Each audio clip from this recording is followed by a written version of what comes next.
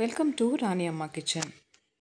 ఈరోజు రాణి అమ్మ కిచెన్లో చికెన్ కర్రీ చేసుకోబోతున్నాం. ముందుగా స్టవ్ మీద ఒక బాణీ పెట్టుకొని అందులో 4 టేబుల్ స్పూన్ల నూనె వేసి వేడెక్కనివ్వాలి. నూనె వేడెక్కాక అందులో ఒక పెద్ద సైజు ఉల్లిపాయ ముక్కలు కూడా వేసుకొని వేగనివ్వాలి.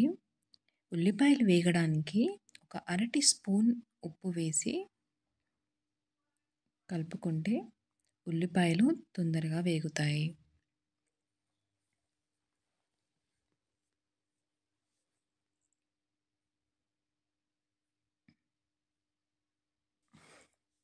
ఉల్లిపాయలు వేగాక అందులో 2 టేబుల్ స్పూన్ల అల్లం వెల్లుల్లిపాయ పేస్ట్, అర టీ స్పూన్ పసుపు కూడా వేసి వేగనివ్వాలి. అల్లం వెల్లుల్లి పేస్ట్ పచ్చివాసన పోయేంత వరకు వేపుకోవాలి.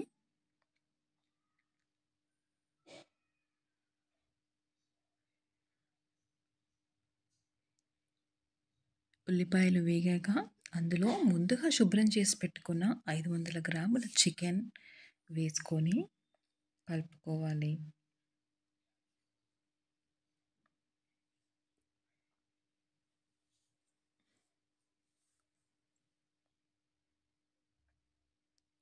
ఇప్పుడు మూత పెట్టి 5 నిమిషాలు అలా వదిలేయాలి.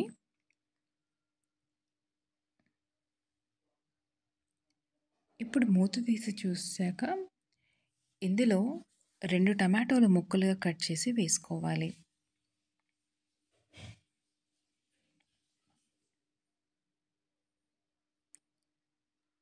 ఇప్పుడు ఇందులో కూరంతటికి సరిపడా ఉప్పు వేసుకోవాలి.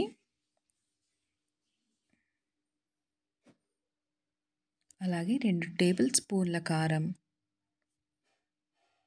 1 టీ స్పూన్ ధనియాల పొడి వేసుకొని కలుపుకోవాలి. వేసిన మసాలాలన్నీ బాగా కలిసేలాగా కలుపుకోవాలి.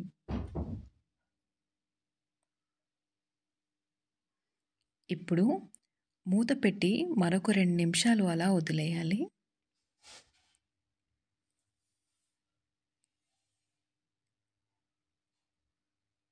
ఇప్పుడు కర్రీని ఒకసారి కలుపుకొని ఇందులో 1 టీ స్పూన్ జీరా పౌడర్ కూడా యాడ్ చేసుకోవాలి. అలాగే ఒక చిన్న గ్లాస్ వాటర్ కూడా పోసుకోవాలి.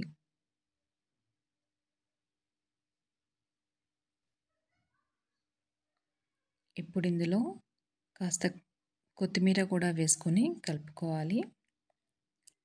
మరొకసారి మూత పెట్టి 5 నిమిషాలు చికెన్ని ఉడకనివ్వాలి.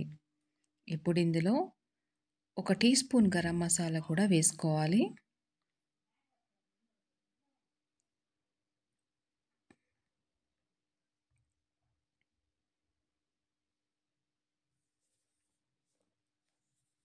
అలాగే కొత్తిమీర కూడా వేసుకోవాలి. అంతే అండి, ఎంతో సింపుల్గా రెడీ అయిపోయింది మన చికెన్ కర్రీ. మీరందరూ కూడా తప్పకుండా ట్రై చేయండి. మరిన్ని టేస్టీ రెసిపీస్ కోసం రాణి అమ్మ ఛానల్ని సబ్స్క్రైబ్ చేయండి, లైక్ చేయండి, షేర్ చేయండి. Thank you.